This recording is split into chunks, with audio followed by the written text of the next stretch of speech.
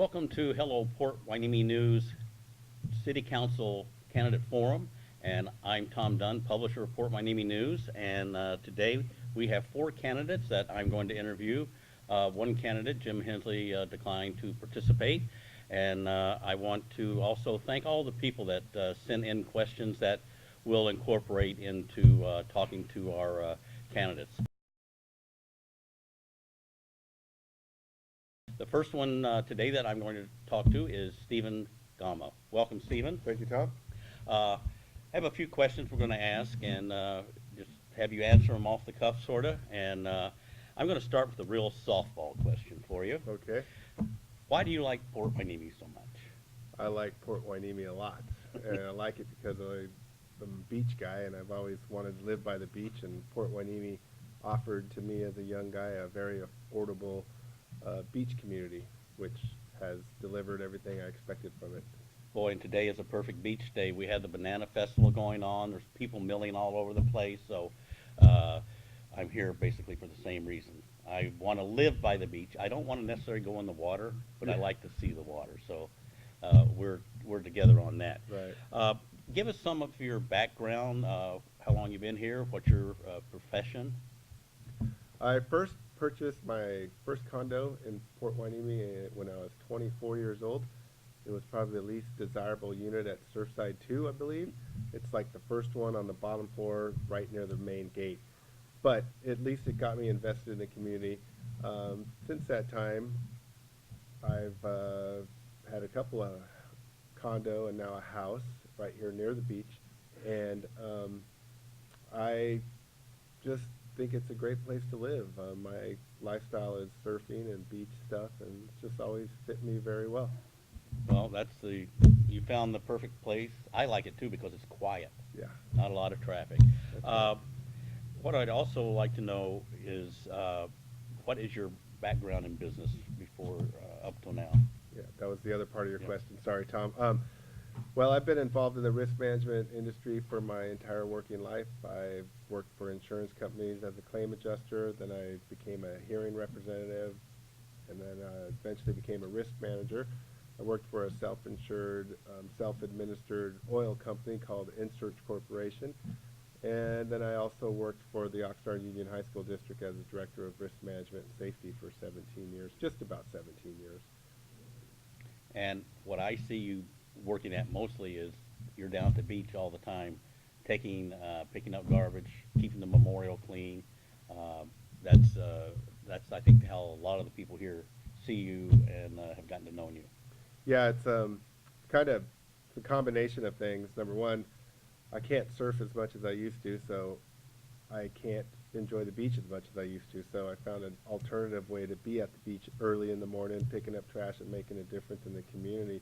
Second reason why I do that is that there was a gentleman named Ted Waddell. He used to walk around with a white bucket all the time picking up trash.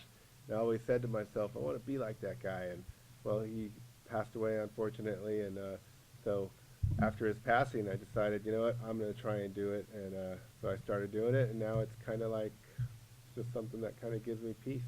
Second nature. Yeah, it is. It's kind of fun, but at first it's kind of gross, and got to get used to it. Well, the beach is looking very nice. Yes, and I'll tell you, I did this 100 bucket challenge over the last couple months leading up to the coastal cleanup, and what appeared to happen is people started really pitching in and paying attention. I know the port is doing more efforts on the walls outside the port to keep the trash picked up, and it just seems like the community's coming together, and it's nice to drive down the beach and not see fast food, beer bottles, and that kind of stuff, and I want to think that I've impacted that positively. I hope I did. Good. I want to know, what is the main reason, and the people want to know, of course, that you're running for city council? I just have a big passion for this city, and I want to make a positive difference, and I want to see this city be able to continue to deliver the things that they've delivered to us beach goers and beach community livers over the last 20-some years. It seems like we are losing ground. I mean, we lost our beach. We lost picnic areas on the beach. We lost a lot of little things that are adding up to more and more and more. So we really need to rescue our community, and we need to establish ourselves as a bona fide, legitimate brand of California beach communities. Um, I've, I wrote down maybe six of the, I think, what are the major problems, that faces Fort Hueneme. I want to read off a couple of them to you, and you give me a quick overview of what your, thought process is on that, and maybe how you'll attempt to deal with it. Okay? The first is, as most people know, we are running a $1 million structural deficit every year, meaning that the money we budget is not enough for the amount we spend. And so, how do you look at that, and what's one or two ideas of how you think we can help make that, more livable for all the residents? Well, my campaign's based upon three simple things: budget, beach, and business. And this relates to the budget. And I know there's Measure U out there, and we want a tax increase so that we could backfill some of these deficiencies. But the problem that I see, or an exercise that I don't think has been undertaken, is we need to go down the budget line by line, and when we see an expense exceeding what it's supposed to, then we need to examine the policy that's responsible for that. Real quickly, I would just mention police overtime. You know, it's super, super high, so we need to figure out how we could reduce police overtime and maintain the level of services that we wanted. So with Measure U, I want to support it, but I'm a little flimsy on my support because I know there's a lot of things that the city, in my view, hasn't done yet to show that they're being responsible on the budget. Yeah, that was a problem years past, is money was thought to be going one place and it went other places. Correct. And as of right now, the second point is, we have the first or second highest, salaries and pensions, in the county. And, especially the pensions down the road are gonna go from something like, I think it's $1.5 million a year now to almost $4 million in, let's say, 2022. Is there any way you see that, we can work on that? You just mentioned that you recognize that as a problem. Any solution?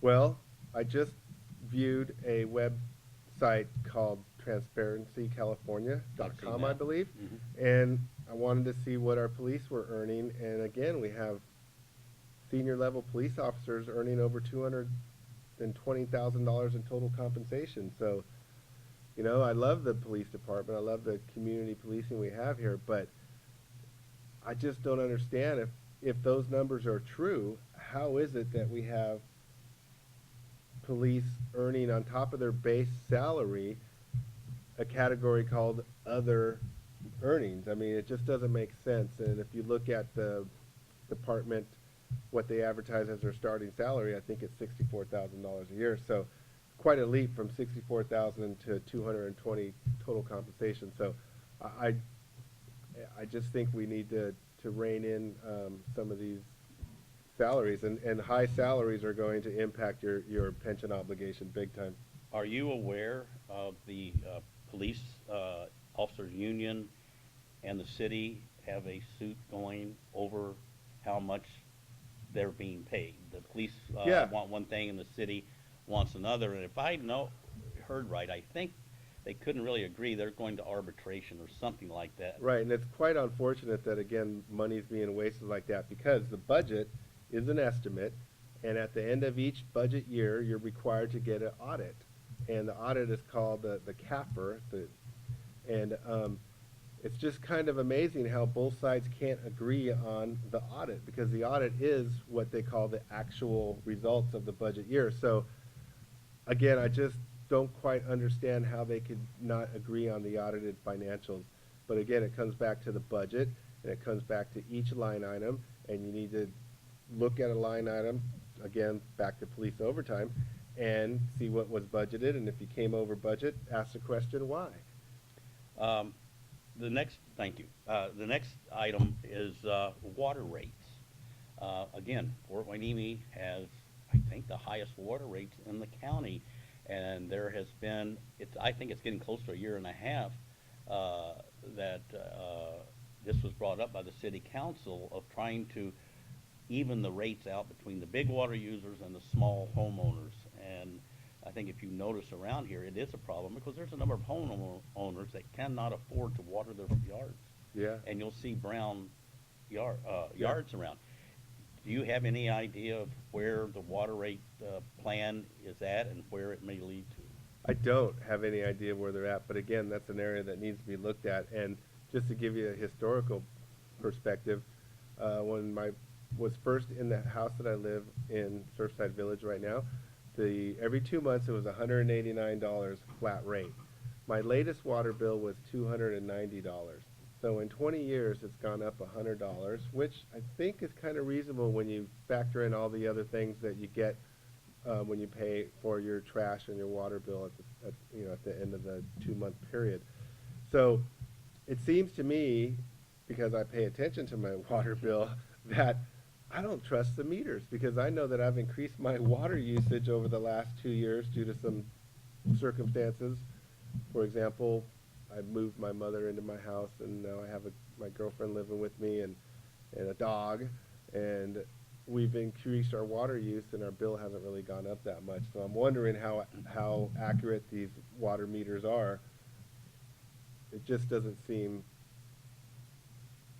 accurate to me. So Well, it'd be a good idea for everybody to check their water bills and compare them over a period of time yeah, and see, and, let the council know. yeah, it's interesting. I know one of your favorite things is, and people probably know a lot about it, is the beach erosion, which you Yes. mentioned earlier. And what I want to focus on quickly is what's being planned in the next 6 months. And I think there is something going on. Can you let the people know about that? Well, apparently there's some dredging coming on, and the harbor's deepening, and apparently we're going to get that sand too, but I hear that there might be a problem with that sand from the bottom of the harbor. But the erosion thing is, to me, it's a sad, sad story. There's plenty of sand on the other side of Channel Islands Harbor, and it needs to be moved around to Hueneme. And the problem is not enough sand is being moved around, and some people say most of the sand, or sand that should be destined for Port Hueneme, is going to Silver Strand Beach. And so if you look at Silver Strand Beach, it's very, very full with sand. And if you look at the last 10 years for Port Hueneme Beach, we're losing sand to every cycle. So it seems to me that there's not been fairness for Hueneme Beach in terms of how much sand we get. I just think we need to pressure the federal government, all hands on deck, because it's not a $100 million problem. It's a pretty manageable amount of money in today's billions of dollars of expenses.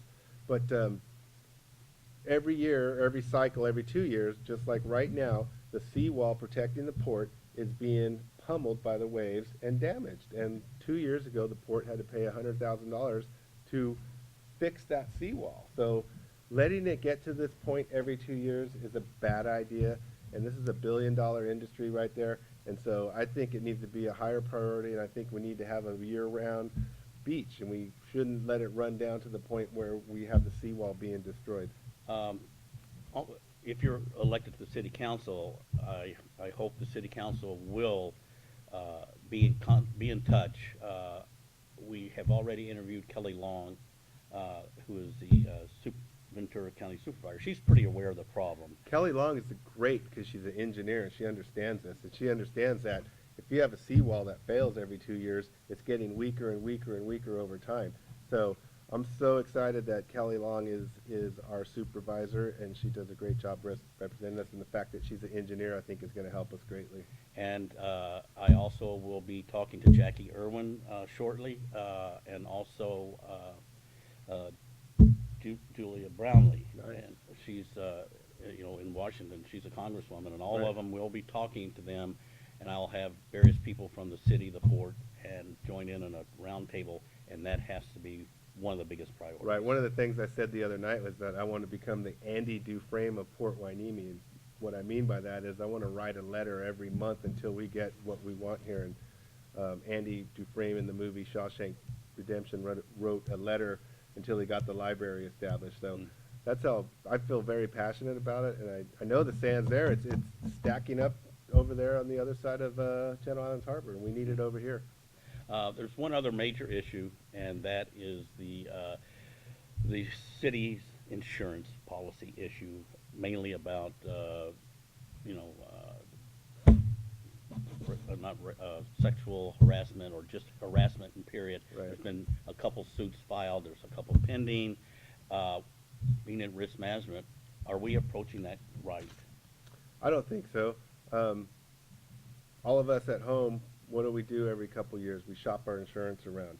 And you do that to keep your carrier on his toes and also to make sure you're paying the least amount of money possible. Well, there should be no reason why the city can't shop its insurance, and it needs to do so. I worked for a small company who didn't shop its insurance for a number of years, and we saved $17,000 just by going out and getting quotes. And the interesting thing that happened in this regard was that we stayed with the same insurance carrier and we reduced our rates by $17,000 a year. So at the public level, yes, you have to go through these different organizations, but to think that our only alternative for insurance is the California JPIA is a very bad mistake. And I just think we need to hold them accountable and shop the market and see what's out there. And there's some very qualified brokers out there that can do this for a city like ours. Okay, there's also other problems that I'm sure you'll have to address. We don't have time to go into them, but just so people know that we're aware of them. We have the homeless problem, which is getting worse.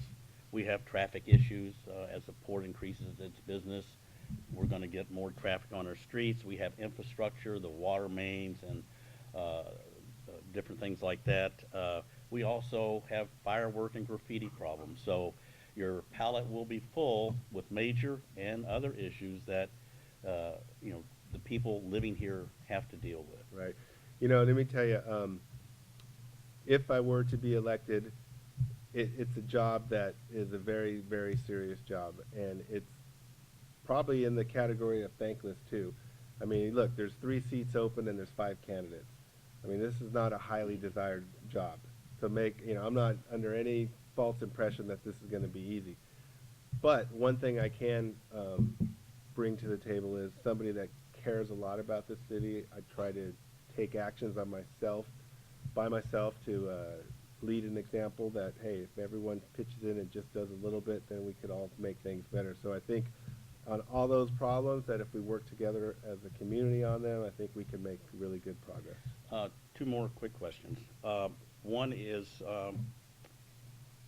if Measure U does not pass, I have no idea one way or the other. I haven't heard that much about it from the people. I think that will increase as we get closer to the election. But if it doesn't pass, give me one other way that you think the city of Port Hueneme could raise money to work on all these problems. Well, I think, again, back to the budget. You got to go over the budget line by line, and you got to see where you're coming in over budget when you have your actuals. And you also have to agree on the actuals too. So, it's very important for all interested parties to agree on the firm that's going to do the audit and the results and what it means. So the fact that we can't agree on the findings of the financial audit is a little bit disheartening, but I think we really need to make sure everybody is dealing with the same set of facts. Okay, and the last question is, how do you think the cannabis thing is going now that we have some dispensaries up and going? We have a growing and possibly a testing facility coming in soon. Well, I'm glad you asked that question, because my campaign is all about the budget, beach, and business, and the cannabis is a business. And I think Hueneme is a very difficult place to establish a business. I've talked to some of the owners. They've had a very difficult time getting up and running because of the red tape the city puts before them.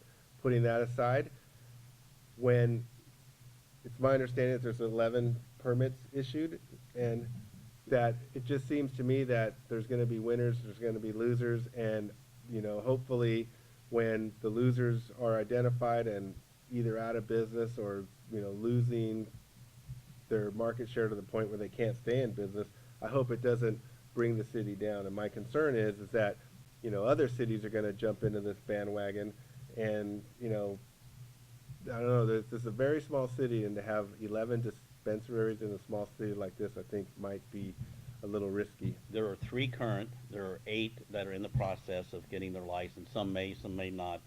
Uh, This was discussed quite a bit by the city as to whether we limit the number or go free market. Yeah, And they decided to go free market, yeah. and so we'll see what happens as it all washes out. Yeah, it's gonna wash out, and again, I just hope that we're able to pick up the pieces quickly and keep, make Hueneme the friendly business city by the sea. Okay. Stephen, thank you very much. Thank you, Tom.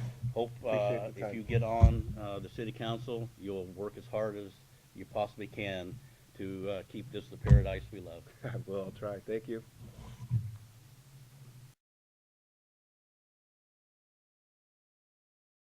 Okay, we're now ready for our second interview, and this is going to be with Laura Hernandez. Welcome, Laura. Hi, Tom. Good to see you. Good to see you. Uh, I'm going to ask you some questions so that people can get to know you. Okay. And the first 1 or 2 are softball questions. And just to get started, Before you go hardball, right? not too bad. Maybe a Okay. hard softball. All right, okay? we'll see. Uh, the first question is, what do you like most about living in Port Hueneme? Oh, I love Port Hueneme. I've lived here for 20 years, and I actually grew up in a small town, and so living in a small town is where I'm most comfortable. And why I love living in a small town is because of the services that we get here. The city services are immediate, they're responsive. You know who your city workers are, you know who your police department is, and I think that's what I enjoy most about it. Good. Everybody has a very good reason why they live here. If you look on Nextdoor, Port Hueneme News, people are talking about how much they love it here. Right. Well, there's so many more factors too. Yeah. I am a beach person, and I have to live near the beach. So I've always chosen to find communities where I can be close to the beach. And for me, Hueneme is probably one of the most affordable places to live if you're going to live near the beach. It was when I was looking. Yes. It really was. Mhm. What is your background from the time you, say, got out of college till today? Well, after I graduated from UCSB, I went on to earn my master's degree in public administration from Cal State University, Los Angeles, and immediately went from there to into an internship with the city of Los Angeles, which started me off in my career in emergency management. I've always worked in local government, working at a city level, and my last 17 years was spent working at the county level, but I went from the city of Los Angeles to the city of Santa Monica here to Ventura County. Well, you've been up and down the coast. Up and down the coast. You are a coastal girl. Yeah, coastal girl, and always in a local government, always a public servant, over 30 years public service. Thank you very much. Why are you running for city council? I am running for city council because I feel I have something to offer. The city has been in trouble. We're beginning to see our way out of it. In my DNA and perhaps in my training as an emergency manager, I'm always quick to rush in when I see a situation that requires attention. That's probably my emergency management part of me, where I'm used to responding to emergencies. And the city, in a sense, has been in a crisis. And so I feel compelled to respond and to help the city in any way I can. I bring leadership, I bring experience, and I hope to bring balance to the city council. And with the passage of Measure U, which I'm also supporting, I hope that we can overcome some of the issues that we've been experiencing here in with the city. When I first got involved with the city about 3 years ago, a little Port Hueneme, boy, was I surprised. Right. There's a lot of stuff going on that needs work and dedicated people that are from here that Right. know, what's going on and hopefully can come up with some solutions. Right. And most of all, I'm a hard worker. I just believe in getting in there and doing my best and committing all my talents to helping the city in any way I can to make improvements where improvements need to be made, make change if we need change, but most of all, retain the city in its current state as far as, our beaches are concerned, our environment, and protecting what we already have here. Okay. Uh, Next, I identified what I think are the six main problems in Port Hueneme. And I want to just go over them with you, Okay. and let's see what you think. Okay. Uh, First of all, the city has a yearly $1 million structural deficit, which Correct. means that they exceed their budget by $1 million a year, Correct. which means they've been taking it out of the reserve fund. That's got to stop. I think we'd Oh, all agree. absolutely. Mhm. How would you look at that, and what path do you think we need to take to stop that from occurring on a yearly basis? Okay. Well, our existing city council has worked hard to address this issue. One of the things that they've done proactively was allow and pass the ordinance on cannabis businesses, which is now bringing in, I understand, over 600,000, maybe up to $1 million a year we can see from that. So allowing businesses to come into Port Hueneme and manufacture, distribute cannabis products for recreational and medicinal use, I think has been a good thing for the city, and hopefully will continue to be a good thing. However, I don't think we can rest our laurels on that. I don't know how long that's going to continue to bring in the revenue that we hope it brings in. On more long-term basis, I think the passage of Measure U, I think they looked at the various options for bringing in additional revenue was studied by their city council, and I think that with the passage of Measure U and the 1 cent increase in sales tax will help bring in enough revenue to the city to help stabilize and balance our budget so that we don't have to dig into our reserves like we have been. But there are other things we can do as well. Can you And tell some me of one those other things, I think, is to look at where in the way we conduct business, where we can find more efficiencies. Where is the government waste, if any? Where can we economize in the way we deliver services? What practices do we maybe need to audit so that we can find better ways to work, smarter ways, more economical ways, more efficient ways to do city business? Okay. Um, There's one of the other issues that people have said, Tom, would you ask the candidates about? And that is the high salaries and pensions and benefits that the city employees in the police department have. It's the first or second highest in the county. Is there anything you see that addresses this issue? I have not seen any evidence that the pensions by our city employees are the second or the highest in the county, so I can't really comment on that. I receive a pension. I'm semi-retired, and I believe I worked for that pension. I worked for that retirement, and as well as some of the employees who are looking forward to retirement. I think the ability to offer retirement benefits to our city employees is one way that we attract good, qualified workers here in the city. I don't know any other way that we could attract quality employees without offering them those types of benefits. Yes, we have to find a way to fund those pensions over the future years. That's an issue that we're going to have to discuss as city council members and work hard to address. Okay. The next issue are water rates.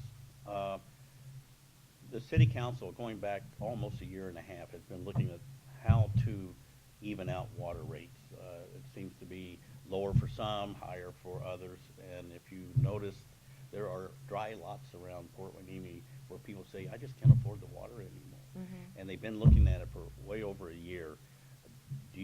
Have you heard anything or know anything about where this stands in doing some kind of adjusting for water rates? Well, I know that it's been an ongoing issue, and I look at my water bill every 2 months when I get it, and it seems high. Um, and I don't know that, I think that they've made some adjustments over the past years to calculate how much water we're using.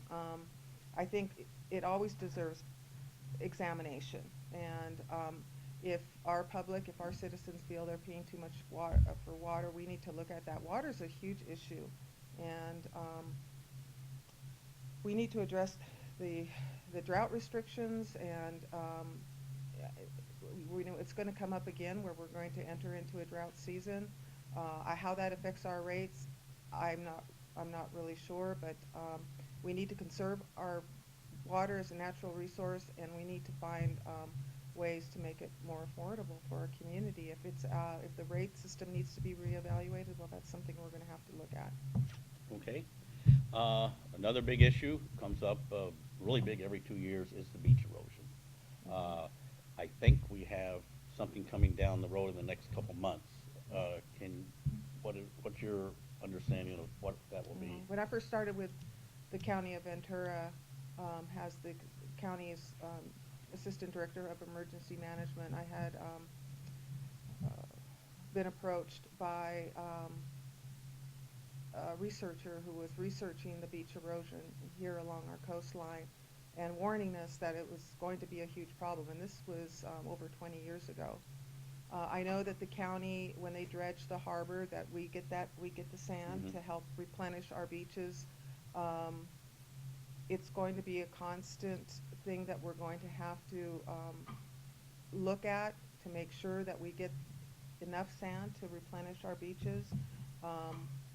We're going to have to look at some creative ideas to combat that erosion. But you know, the warming of the waters is going to continue, and as long as the warming of the waters continues, we're going to continue to have erosion problems. I think that building that cooperative relationship, maintaining that cooperative relationship between the city and the harbor and the Navy base is going to be important to ensure that we continue to get that replenishment of sand. Yeah, as the climate gets warmer, the water rises, and there's more Exactly. water and less sand. Exactly. It's big revolving problem. Right, right. The next issue is the city insurance. We've had some suits go back and forth, some paid off, some still, going on. Is there a way that the city can make that, I hate to call it a non-issue, but take it from the big issue it is now to a much lesser issue? Yes, well, the lawsuits, as I stated at the candidates forum last week, that has to stop. We have to address what's at the root of the issue. And for me, what's at the root of the issue is the way we treat our city employees. I think city council members have to understand what their role is. As a city policymaker, we have to be supportive of staff. We have to treat staff with the dignity and respect that they deserve. I think that the city needs to be very proactive in making sure that we are training our employees and our council members and our leadership in diversity training and also in sexual harassment training, and prevent these kinds of things that are causing lawsuits against our city. It does make our insurance much higher. It sure does. Like to get your feelings on, there is a suit by the police officers union versus the city. From what I've heard, they couldn't work anything out, and it's going to arbitration. Are you familiar with that and where it stands? I have not had a chance to talk to the union representatives yet, but I do intend to. I think the police department is important to the quality of life here that we enjoy in Fort Hueneme. I think that it's essential to public safety, having a good police department, a police force that are treated with the respect and dignity that they deserve, that they be treated well, that we look at their salaries, that we consider that giving them back the benefits that were taken away from them. They are not the highest paid police force in the county, from what I understand. I know Chief Salinas has done an excellent job in turning our police department into a more robust department, doing things for the department that's increasing morale. and building better community relationships. And if elected, I hope to help support him in continuing to do that. Okay. Those are the 6 major problems Mhm. that I've seen being at the city council meetings over the last couple of years, and some of them, they're ongoing, and it's something that has to be dealt with ongoing because they can't be ended. It just, the sand keeps coming and going. Oh, right. And Mhm. money keeps coming and going and Mhm. stuff. So, the other issues that you'll be faced with, and all the other city council members that we have to deal with, are homelessness. Mhm. That's getting larger. Mhm. The traffic is increasing as the port business increases. Infrastructure, Mhm. water pipes and roads and stuff Absolutely. like that. Uh, Plus, you even get down to citizens concerned, and we hear about it, are fireworks and graffiti. All right. A lot of that, Mhm. going around. Right. So there's going to be a lot of things for any of you that get on the city council to really look after, because the Absolutely. citizens are concerned. They making their voice known more and more and more. Um, if Measure U would fail to pass, do you have an alternative of how to, make money come about to the city that would have done? Well, I personally don't have an alternative. I think working with the rest of the city council members, we're going to have to come up with other options for increasing revenue for the city. We don't have much room in the city to develop, but in those areas where we might have opportunities to develop, I think we have to look at that. We have to engage the community in any of those development decisions. We have to get community support. If in the event we choose to develop in particular areas, the beach development project is one example that didn't get support from the community. I think we just have to work harder with the community and with our leadership to find better ways to bring in our revenue. But I'm hoping that Measure U passes. And we're not the only city facing these kinds of problems. The issues of homelessness, families without homes, traffic, water, um, graffiti.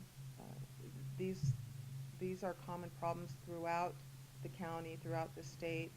Um, my what I bring to the city council is the ability to collaborate and work with other jurisdictions, working with the county and neighboring cities to help resolve some of these issues.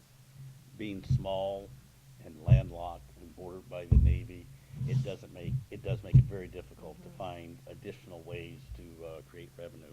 Right. Yeah, Uh, business licenses, I don't know when the last time was that we looked at our business license program. That might be another revenue source that we need to examine and see if there's opportunities there to increase that was revenues. one of the first things I heard from people when I started hanging around the Mhm. city, was Mhm. how difficult it can be for them. Yeah, but at the same time, we have to be business friendly. Mhm. We have to encourage businesses to want to come here and do business in the city. So finding that balance is important. And the last thing I want to talk about is just ask you your view on the cannabis industry. Medical's been going on for about 9 months now, recreational about 2 or 3. I hear it's going very well. I don't feel that they've put a big footprint here in the city. They've been very compliant with meeting all the rules and the regulations. You hardly notice that they're here. I haven't heard from the police department that there's any increase in problems or crime as a result of their presence here. Hopefully that will continue. But right now they seem to be good partners, good neighbors in our city. So far, it does seem that way. It does seem that way. I hope it continues. Laura, best of luck Thank in you, running Tom. for council. Thank you Appreciate very you much. being here, and we will continue with the rest of the interviews. Okay.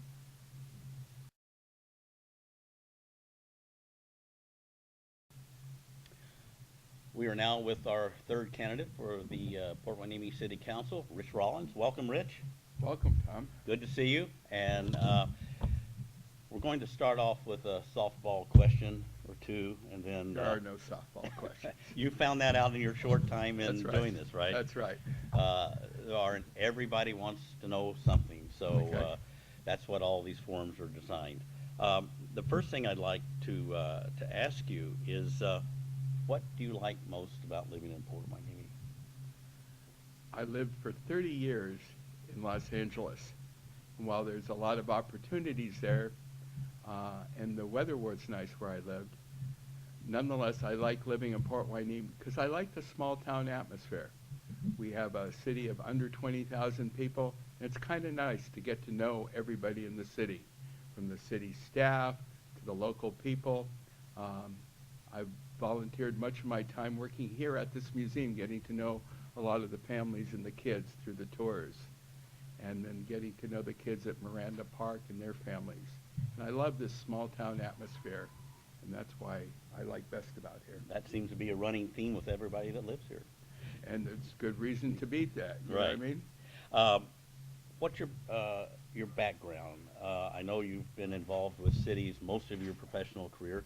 Let the viewers know what experience you've had in that. Well, well, first of all, I was a park rat when I was younger. I used to hang out at the local parks, and when I got into college, I found out there was a profession that I could do what I enjoyed doing, and that was working in community services. So I've worked for 35 years in 3 different cities, each of them unique in themselves with unique needs. And what I enjoyed doing about my job is if I did a good job, people were happy and people were satisfied. And there aren't many jobs that if you do a good job, you see the direct results of your efforts. So I built parks, I built pools, I developed programs for kids, seniors. I was the area director for the West Side Special Olympics, which serves children and adults with disabilities. So I've had a varied life. So I worked in cities that had lots of money and cities that we had to be very penny pinching. And so, You know, it's interesting you say the things you did make everybody happy. You'll find politics is a little different. It's usually 51-49, and you never know which way it's going, whether they like it or don't. So it's a new arena, and I think your experience with dealing with city governments Yes. is very good. Let me ask you another question: is why are you running for city council? well, one of the reasons why I'm working for city council is I think that I have a lot of experience, first of all. Secondly, my basic personality is one of a collaborative ones. I like to work with people. I like to work with people sometimes with differing opinions because those differing opinions, sometimes they have some good ideas that I can work with. I think there's a lot of things that we can do in the city. I'm all in favor of developing tourism. I'm not in favor of bringing in big businesses because, frankly, you can go to City of Oxnard, and when I first moved to California, there was only 40,000 people there. Now there's over 250,000, and while they have lots of money, they have lots of problems, and those problems I don't want to see happen in Port Hueneme. Well, that's quite a vision of what Port Hueneme is. It's Yes. just small, and we can work with it, and don't have huge traffic and Yeah. problems. So I think the key, like when working with in Port Hueneme, is everybody's going to have differing opinions, and what I don't want to do, I want to have a very collaborative style where I work with people. If I disagree with them, I'll share with my reasons, and they'll share with their reasons. But we don't need to be vindictive, because maybe next time around they have an idea that is a really good idea, and I want to feel that I can support that, and they can support me if I have a good idea without developing communication barriers. once you lose communication, you lose everything. That's right. That's right. I've identified what I think are the 6 major problems in Port Hueneme, and I want to throw those at you and Sure. see what you think about them. Number 1 is, for a number of years, we have had, and it's an ongoing situation, $1 million structural deficit. That's right. That means that every year we have a budget and we exceed it by $1 million. That's right. How should the city council address that issue? Well, first of all, in my family, if I if I went in debt each year, I'd go bankrupt. I'd lose my house, I'd lose my car. The same thing's going to happen to Port Hueneme. If we keep up at the same pace, we have a very small reserves right now, and in 3 or 4 years, we're not going to be a city if we don't develop some kind of revenue source. Uh, what was I going to say? Okay, so we're not going to be, and if we go bankrupt, then we're going to be swallowed up by the county. And if you think you're going to have a lot of say, then you're not, because talk to anybody who is part of an unincorporated county. The county has to think of the total county, so they're not going to be as concerned with like the citizens of Port Hueneme. And I like the local control. So I wanted the marijuana situation and the cannabis. I think that's a good first step. I think we're going to probably be making 600,000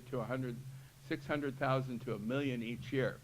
And while that will be good for the short term, but I guarantee it, like our big neighbor next door, City of Oxnard, when they see us making all that money, they're going to take on cannabis too. And when that happens, people aren't going to be coming to Port Hueneme. We're landlocked, what's make us nice, but also it cuts out a lot of opportunities for big commerce to come in. Okay. The second issue is, according to some reports, Port Hueneme are in the top 1 or 2 for city staff and police salaries, plus pensions, and the pensions are supposed to be rising quite a bit in the next 3 or 4 years. Well, city pensions are rising throughout the county and throughout the state. I did some studies, and like Port Hueneme is basically in the middle as far as their salaries. One of the things that Port Hueneme has to manage better, though, is their overtime. And that's kind of a tricky situation.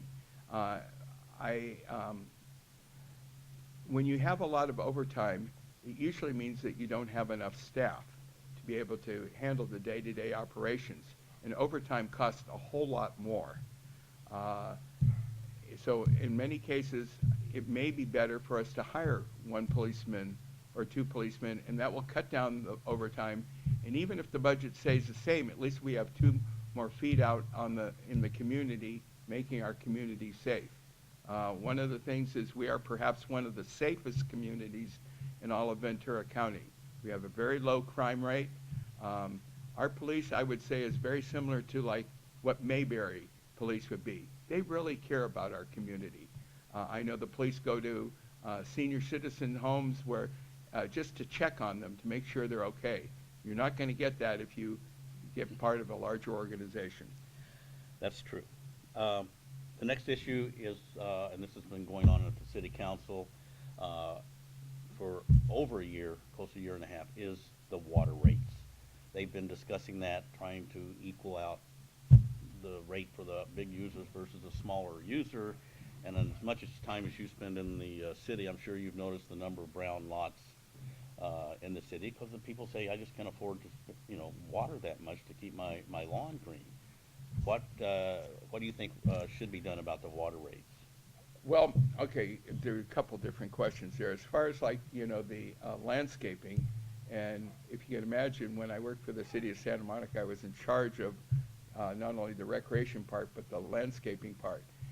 We need to have water efficient gardens. We need to promote that, like with the local neighbors and stuff, and to preserve as much water as we can. We have a poor, part of it is because, we don't have many reserves, but we have a poor infrastructure of water right now. I've read where, like, the pipes and stuff like that, each year, like, major pipes break, and we have major shutdowns with water, brown water, the pipes are rusty. So a good city council looks ahead. They don't look at very short term, and if we keep the rates low, we're going to have bad pipes and they're going to bust, and we're not going to have good water. So we need to have something balanced. We need to be able to have low water rates for like those who can't afford it, like perhaps like the seniors, the senior community, maybe the people on fixed income. And, you know, I've been lucky enough that, you know, I mean, like I'm retired and I make enough money. I think I should pay my fair share and maybe pay a little bit more. I was at the city council meeting when they discussed it. And frankly, what the city council needs to do is make a decision. There were like 9 different plans and 4 different versions of 9 different plans. And everybody has a good thinking mind. Come up with a plan and stick with it, and then review it and analyze it. And then in a couple years, you can tweak it if you need to tweak it. But you got to act and do something. Yeah, inactivity in certain areas has been a problem with the city council.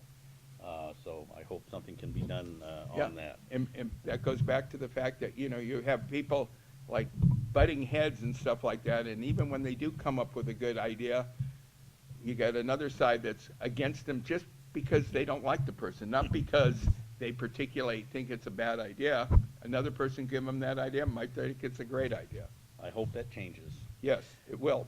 The next issue are the city insurance policies and liabilities. Is there, you see any light at the end of the tunnel for that? Well, it's a collective thing. Our rates are higher because we've had a couple of different lawsuits. Those lawsuits may be, here's what happens. When you're working as a city councilman, you need to be a statesman. You need to be diplomatic. You need to be able to discuss things without getting mad, without calling names, without disparaging like city employees. I think that the city council, the existing city council wants to do the right thing. I was a city employee. We want to do the right thing. We want to make people happy. So it does no good to get on people and then you create lawsuits. I think I heard that we had like close to $500,000 in lawsuits in the past years, or like settlements and those types of things. Think of what $500,000 would do for our community that we basically just ticked away because we didn't work together well.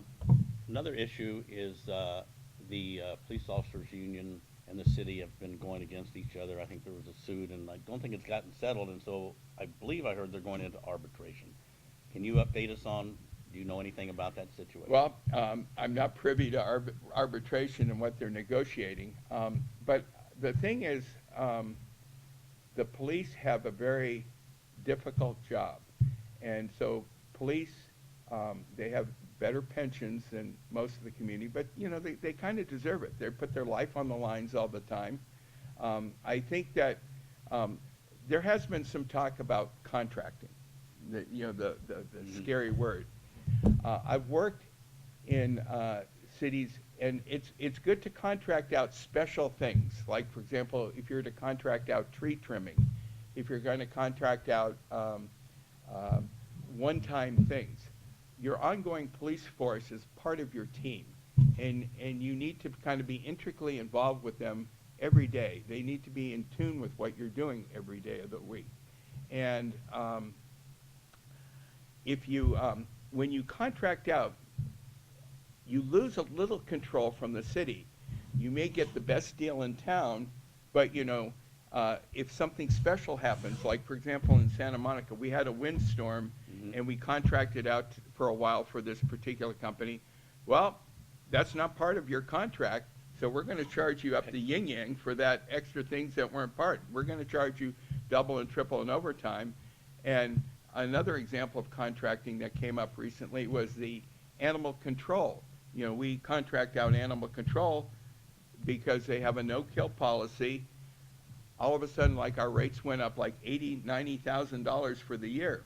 And, you know, you need animal control, and you're kind of between a rock and a hard place when you have contracting out for major things that you need, that the bread and butter of your community. The unexpected. That's right. Costs a lot of money. Costs a lot of money. When you, I mean, it's great to say, you know, like, it's like I can get a great deal on a car, and if it breaks down on me, I'm stuck with that car.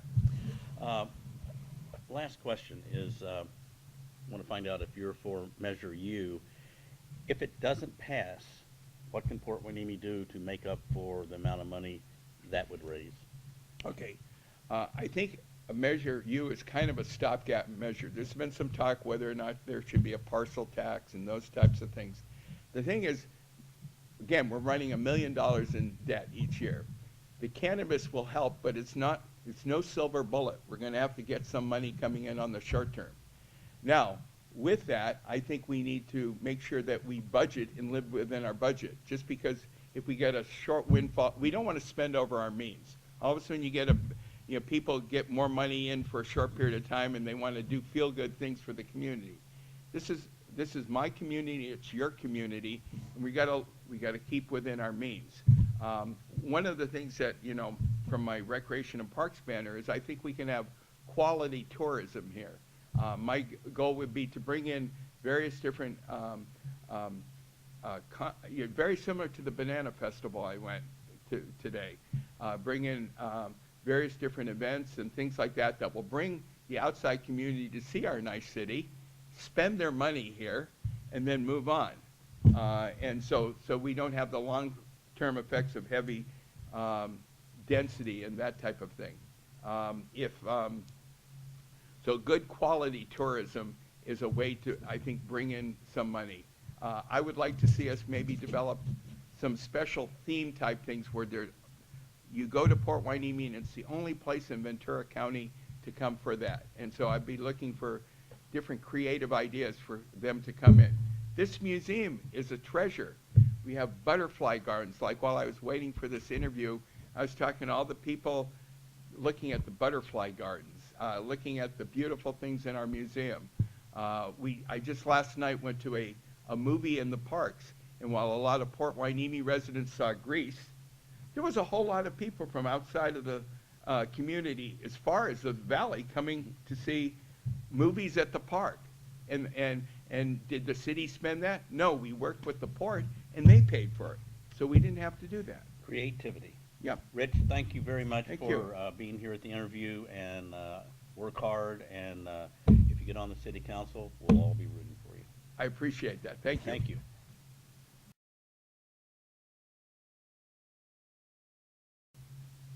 Welcome back. We're with our fourth interview for the Port Hueneme City Council, and I am with Dan Tullis. Dan, welcome. How you doing? Welcome to the interview. Thank you. And I'm going to start off with one or two softball questions. Okay. And then you may want to run and hide. But no, it won't be that tough. Nah. You're faced a couple of these already, and there's Oh, a yeah. couple more, so Yeah. it's good practice. What do you like most about Port Hueneme?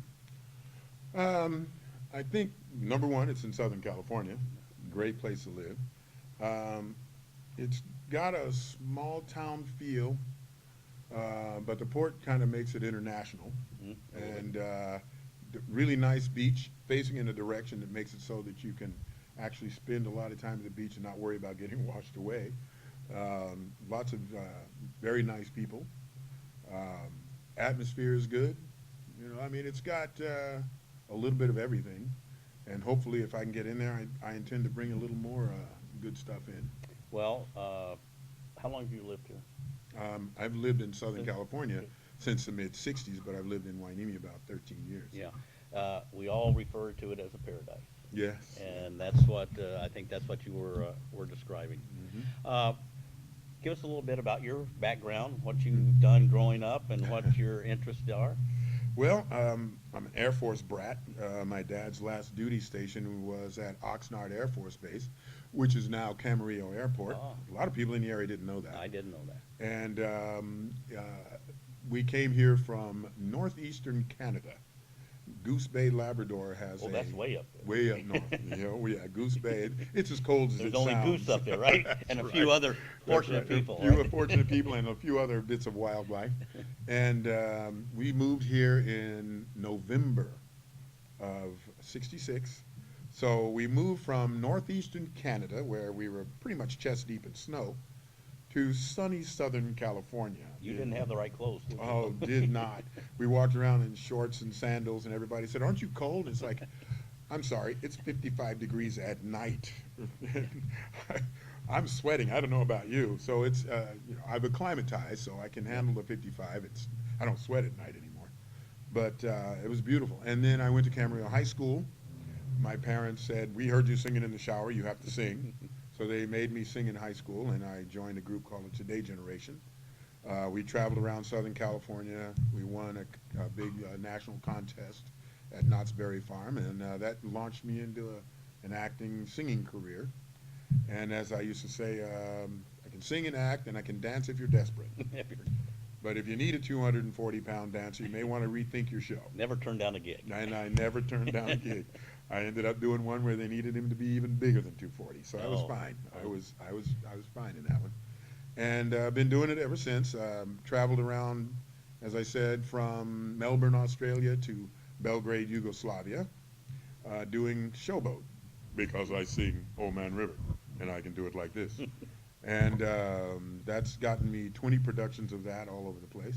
Television, I've done Married with Children. I was on that for off and on 7 years, and That was where you met my college roommate, Dick Draney. yeah, oh yeah, sure. Was the stage manager. on Really, there. really good guy too. Really Yeah. like, oh yeah, Yeah, he and I went to school together for 3 years, so. Is that right? Roommates That's- and everything, so. very small world. It is, it Very is. small world. He was really something else, because you know the stage manager on stage plays, television, you can't do it without Your best those friend. guys. Absolutely, absolutely.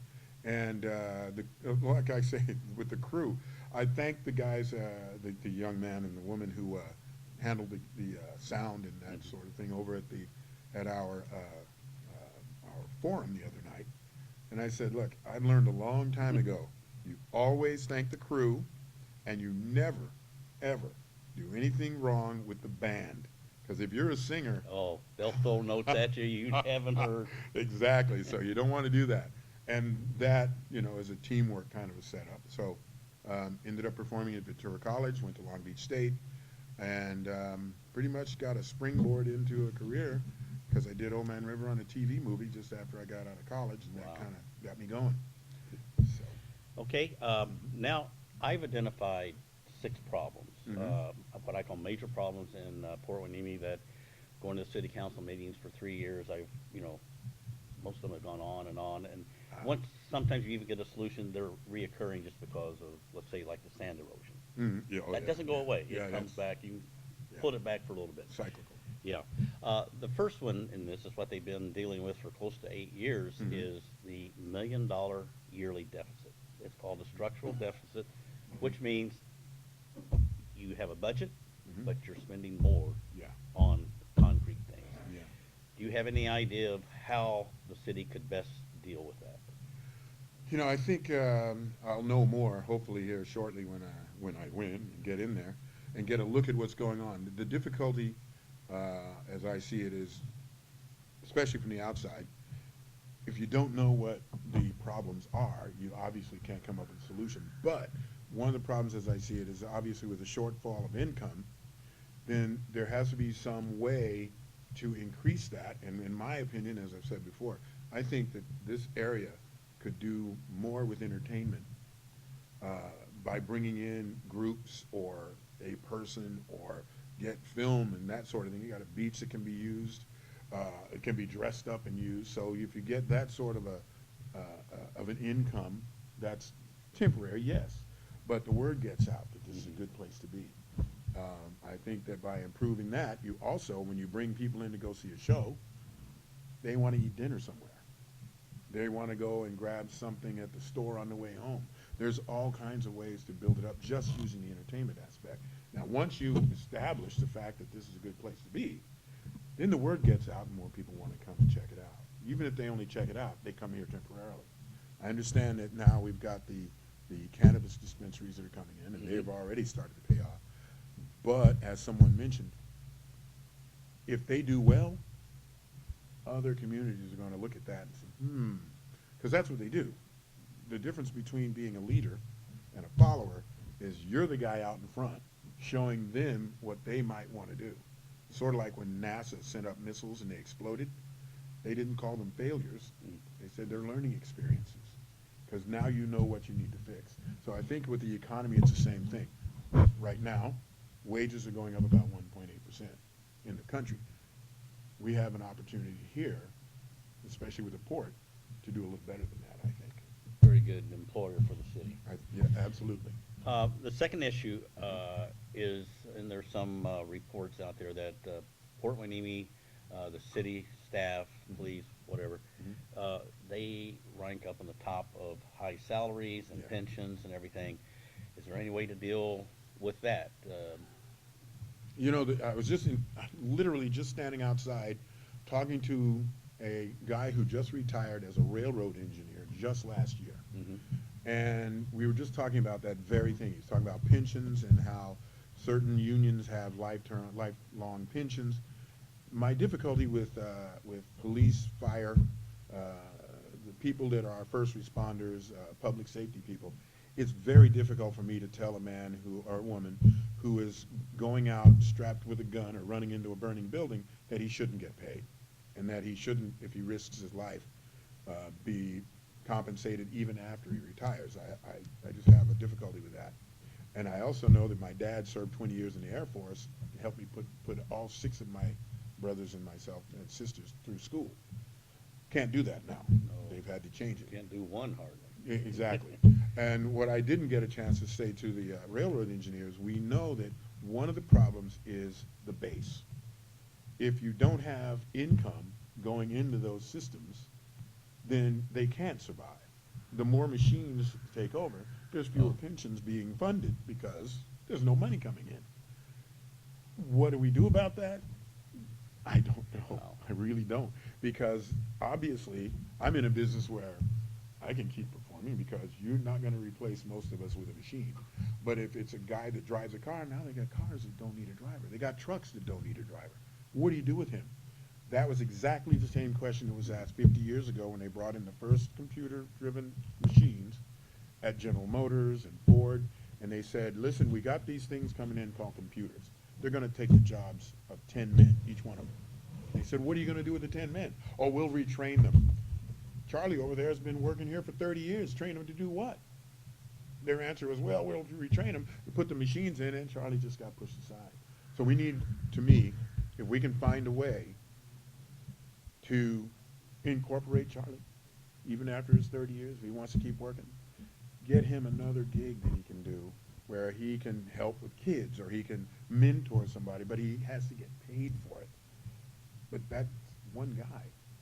There's Al and Bob and Dave A lot of and Ed. them. So, yeah, I want to get a look at what's going on and try and see if there's a way we can move it, because obviously, without a good tax base, the city's not going to have the money to pay for what has to be paid, and the deficit never gets covered. Problem is, in our city, with the limited size, you and I are the tax base. Exactly.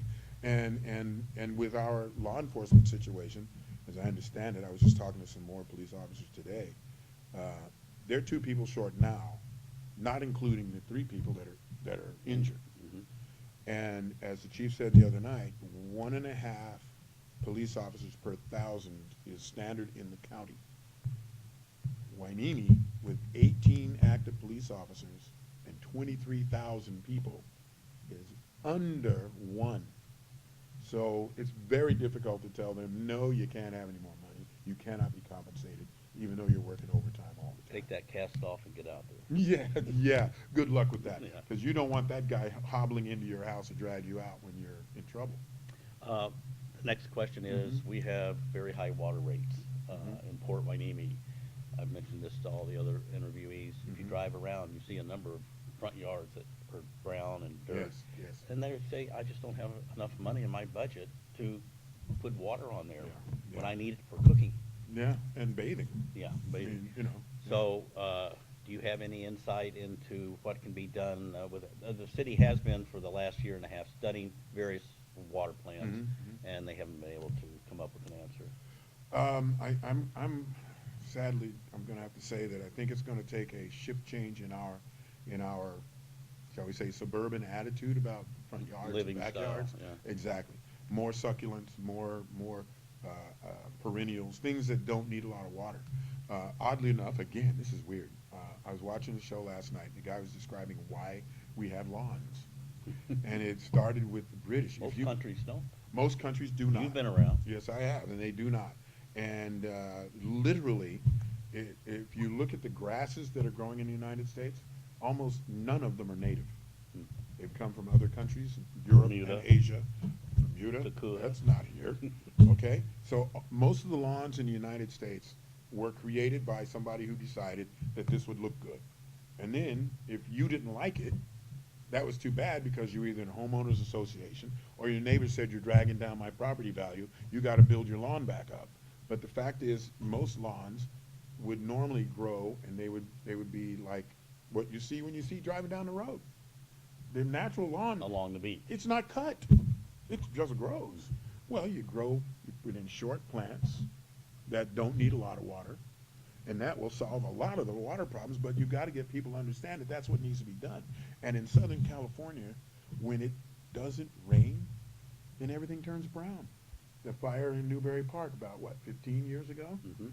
Some of that stuff hadn't burned in 30 years.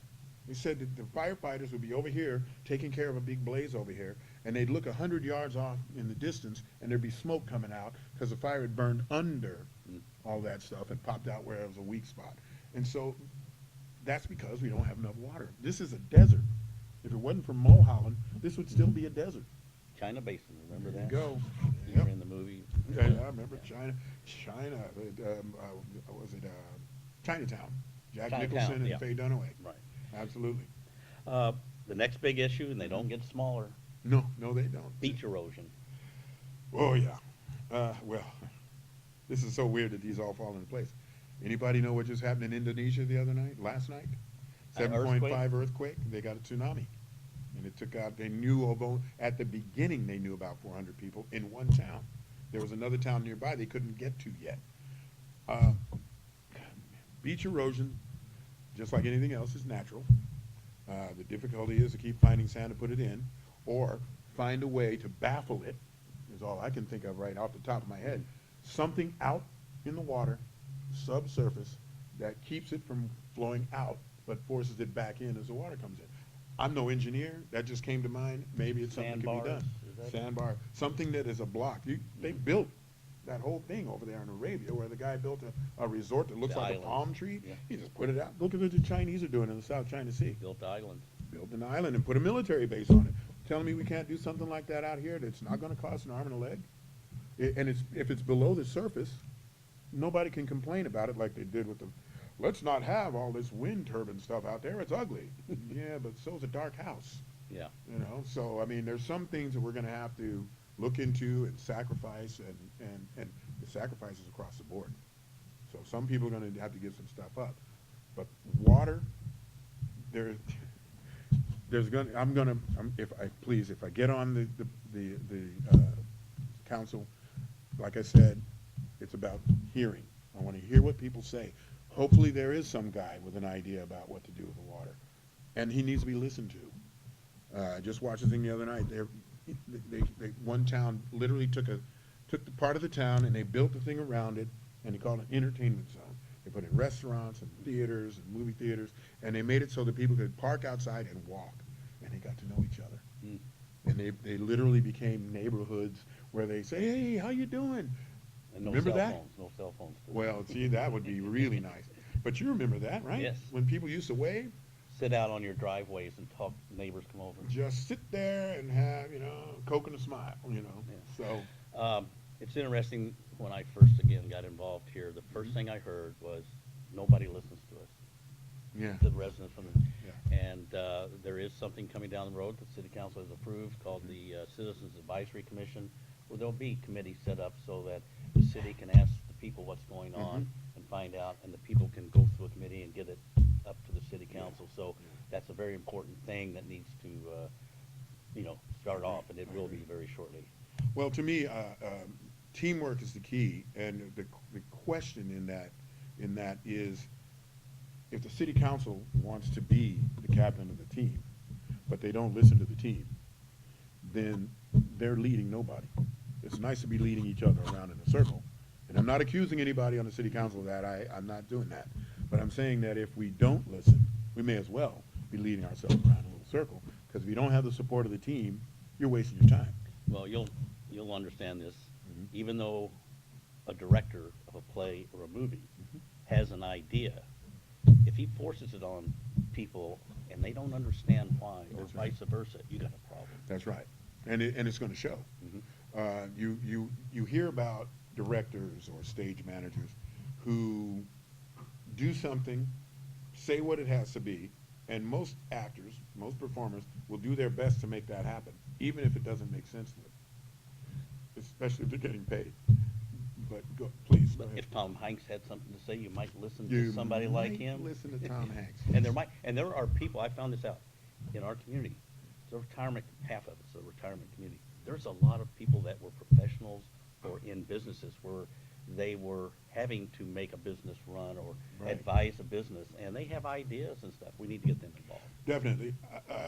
One of my problems with business and government is they're not the same.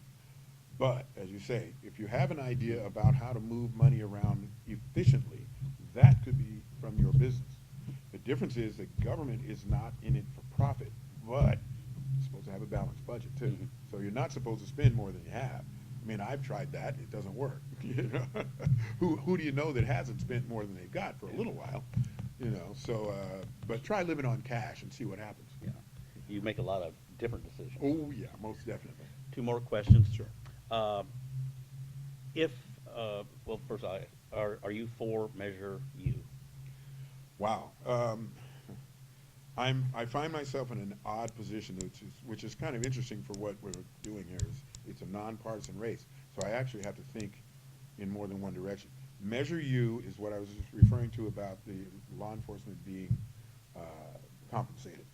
I also, though, have heard from some citizens who were referring to the question of, if Measure U passes, will it be guaranteed to go where they're told it's going to go when they vote? We all hear all the time, propositions get passed, it's gonna go to building up the roads, and then you ride around for 4 years waiting on the next election while you keep hitting the same pothole because they didn't fix it, because that money had to go over there for something else. Now, I have no problem with moving it around if you have to, as long as you're not pumping up the salaries of people who don't deserve it. Just because you're at the top doesn't mean you get to pull all the strings. At some point, you gotta listen. And people say, you know what? Another dime in your pocket and I'm throwing your hiney out. That's what needs to happen. So, Measure U, I'm for the compensation. I'm against the tax hike because I'm watching what's going on in the economy, not just here, but nationwide, because it will affect us. That harbor will be affected, what comes in. I'm predicting, and I'm watching, prices are going up at a rate of like 30%, while wages are at 1.8. So if that continues on the trend that it's going now, people aren't going to be able to pay for a lot of things they need, and we're about to hit them with another tax. If if Measure U does not pass, do you have an alternative to raise any money? I don't, because unless we, again, raise that base, until I get a look at what we're doing now, I really can't imagine what else we can do. Because whatever comes in is going to have to pay into the coffers, but those coffers are already $1 million behind. So how in the world do we catch up unless we bring in enough on the outside to build that up to where it needs to be? And we have to go outside. We're a small community. If the businesses aren't here already from the people who exist, then they have to come from somewhere else. A realist, huh? Yeah, and that can really be a tough thing. It is, it is. The last question is, how do you feel about the cannabis business, the way it's being run by the city and what's going on? I have met with the Cannabis Alliance of Ventura County twice. Mhm. I have never used cannabis. I've never been drunk, so I don't drink either. But for the last, I don't know, few decades, I believe that if you're an adult, you should be able to do what you want to do as long as you're not hurting somebody else.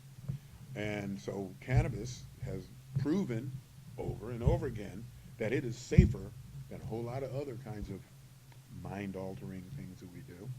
And the fact is that apparently it's already paying off, and there's only been 3 dispensaries open. We're scheduled for 10. So if the money flows the way it is, it could make a big difference. The problem is, like I said, Hueneme is a leader in than that right now. So if we're not careful and we don't do the right thing, then other communities are gonna come in, and then we're gonna end up not doing as well. And part of what you said about the city has to get idea of what to Mhm, do. mhm. A destination point is, I think, the word That's that it. everybody can understand. That's right. And be it for the beach, be it for cannabis, or be it for the combination. That's right. You want to make it as attractive as you can, but when you attract people, you have to determine what that element of people is that you want to bring in. Now, I'm a big equality guy, big. I mean, obviously, and to me, nearly every problem we have is a human problem, not an LGBTQA problem, not a black problem, not a brown problem, not an old white guy problem, not an old black guy problem, not a woman problem. It's human. If you look and you travel, you can see it. Everywhere you go, the problems are virtually the same. It's just a matter of how much it costs to take care of it. So if we can do, like you say, with the cannabis, if we can bring it in, and I've already suggested to them, they have a PR problem. Because as long as people think that there's something wrong with what they're doing, and right now there is, because it's a federal problem, but locally they're doing fine. My concern is that if the federal government changes, and it's rather, shall we say, quixotic right now, then we could actually find ourselves in trouble. But as regards the safety, the distribution, the use, that's all. The city is taking good care of that. I asked the police department what they're doing about it. They're training security personnel. They're aware of what they're doing over there, so they're keeping an eye on them. So law enforcement is available to take care of any situation like that. And if in the process of educating the public, they realize that when there's somebody using it, they're not necessarily driving down the street. They can take it home. If they have to sneak it, they may not be able to take it home. So by making it legal in our area, I think we're actually in a better spot than most. I agree. Dan, thank you so much. Thank you. Great interview. Thank you very much. And I want to thank all the people in Port Hueneme that sent me questions that I incorporated in here to ask the candidates. So I'm sure you'll have plenty of time out there handshaking and meeting them all. Yeah. And best of luck to you. Thank you very much. Thank all of you again for watching this, and we'll have more stuff in Port Hueneme news that the candidates will be answering. Thank you.